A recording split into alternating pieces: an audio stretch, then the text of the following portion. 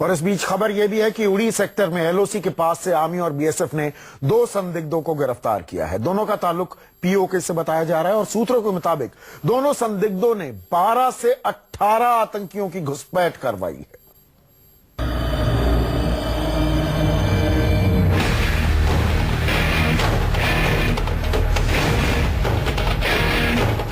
NIA से लेकर army तक इस सवाल का जवाब अभी तक सही नहीं खोज पाए है कि आखिर सरहद पार कर आतंकी उरी ब्रिगेड हेडक्वार्टर तक पहुंचे कैसे।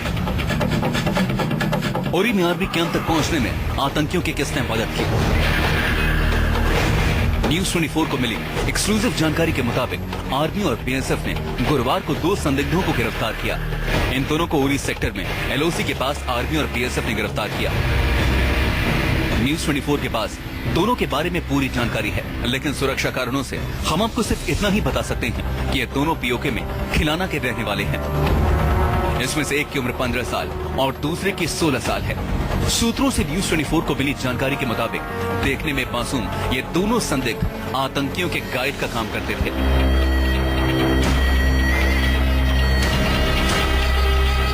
अब तक ये दोनों संदिग्ध 12 से 18 आतंकियों को उरी सेक्टर में घुसपैठ करा चुके हैं। लोकल होने की वजह से इन दोनों को उरी के भूगोल की अच्छी जानकारी है। अब सेना ये जानने में जुटी है कि 18 सितंबर को उरी में आर्मी कैंप पर हमला करने वाले आतंकियों को भी कहीं इन दोनों ने ही घुसपैठ तो नहीं करवाई। सूत्रों की माने तो उरी में पकड़े गए ये दोनों संदिग्ध मिलिटेंटों को एलओसी पार कर उरी पहुंचाते थे। सेना अब इन दोनों से पूछताछ कर यह पता लगाने में जुटी है कि उरी में फिदाई हमला करने वाले जैश मिलिटेंटों को इन्हीं लोगों ने सरहद पार कराया था या नहीं। कैमरामैन मुबशिर हुसैन के साथ आसिफ साहब, उरी, न्यूज 24। इसके अलावा उड़ी में आर्मी कैंप पर आतंकी हमले की जांच तेजी से आगे बढ़ रही है। एनआईए की टीम उड़ी में ब्रिगेड हेडक्वार्टर से भी सबूत जुटा रही है। सूत्रों से न्यूज 24 को मिली जानकारी के मुताबिक आर्मी कैंप पर हमले के दौरान मारे गए आतंकियों को स्पेशल ट्रेनिंग दी गई थी। और ऐसा हम क्यों कह रहे हैं? क्योंकि एलओसी पार करने के बाद आतंकी जिस तरह से ब्रिगेड हेडक्वार्टर्स तक पहुंचे, ऐसा करना मामूली आतंकियों के बस की बात नहीं है।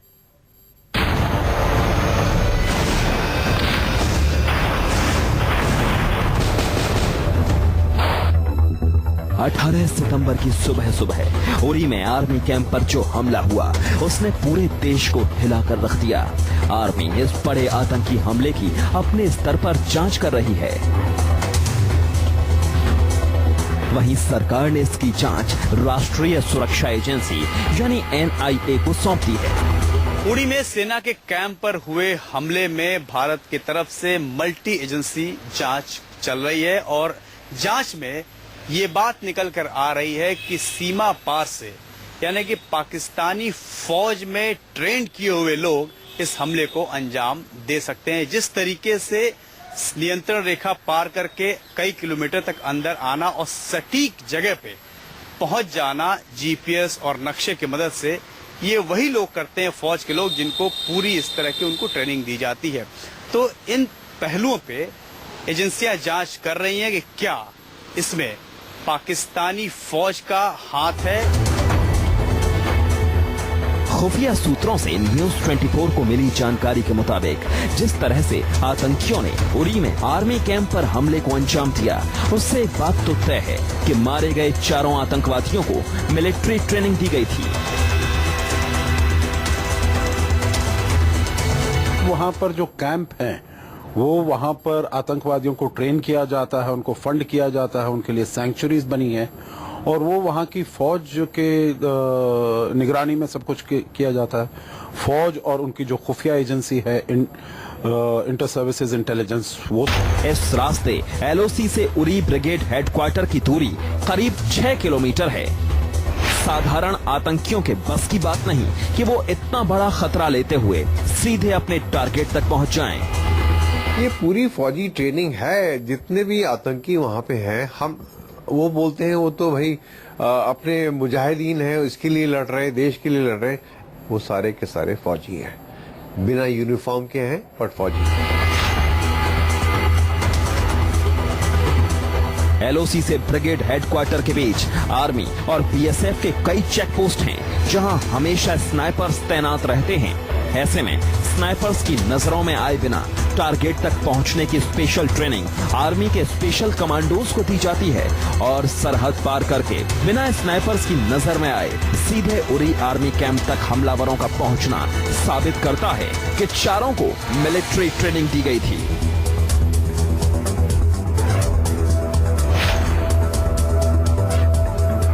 उरी का भूगोल बहुत मुश्किल है, कहीं पहाड़, कहीं जंगल, कहीं नाला और कहीं जगह जगह भारतीय फौज के चेक पोस्ट।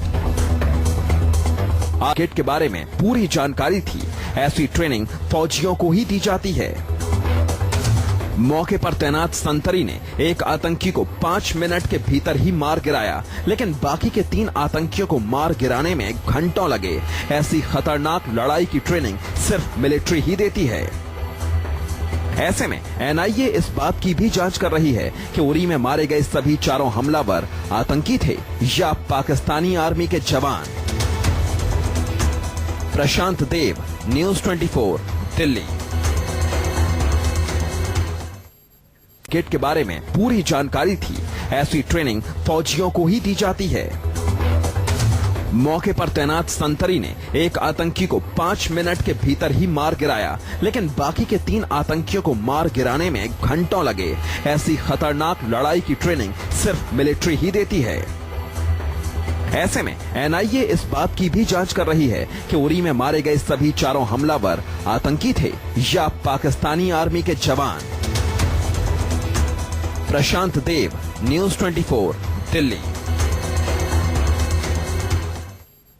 अब यह तो साफ हो गया है, इन आतंकियों को स्पेशल ट्रेनिंग दी गई थी, खास तरीके से प्रशिक्षित इन्हें किया गया था। लेकिन ट्रेनिंग दी किसने, यह खबर ब्रेक के बाद।